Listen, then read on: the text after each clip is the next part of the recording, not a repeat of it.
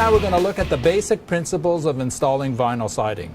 Vinyl siding is so common. I mean, it's on every house. And why is it on every house? Well, first reason is because it's the cheapest thing going on in terms of the material itself. But the second reason is it's the cheapest thing in terms of labor. It is basically click, click, click, and away you go. The siding that I install cannot be jammed into the exterior corner because there's a huge expansion-contraction coefficient in vinyl.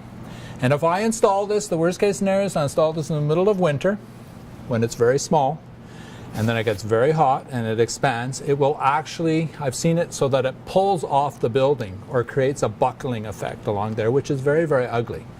So we want to make sure there's a certain amount of play in there. That means I need about 1/4 of an inch at either end.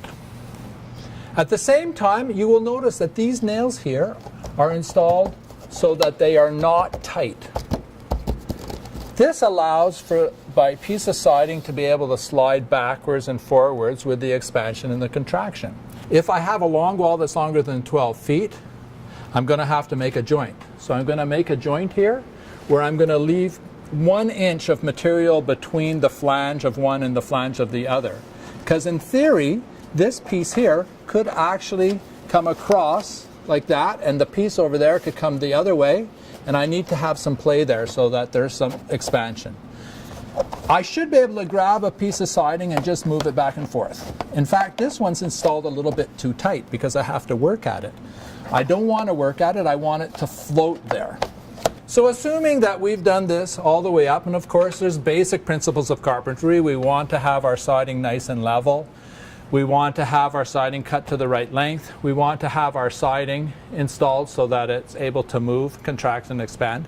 Assuming all that's done, we've come to the end of our wall and we've got our last 2 pieces of siding to install. So I'm going to grab a piece of siding here. Here I've got this siding and I'm going to just click it in place. Now before I click it in place, well, what the heck, let's click it in place and then we'll make criticisms of it afterwards. So it's got to click in, so it's got to click, it's got to sit there. As you can see, it's not falling down. There's no nails holding that. It's staying there all by itself.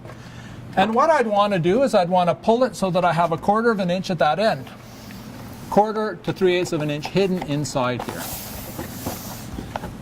I don't want to be too big a gap because then when it contracts, it will fall outside of my U or my J that's at that corner.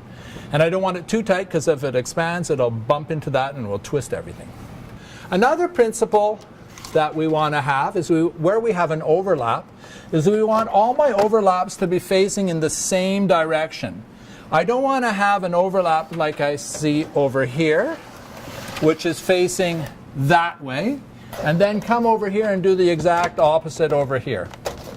Because the overlaps are designed for us to walk around the building and to be hidden. If I look at it this way, all the joints are hidden. But if I come and look at it this way, the joints aren't.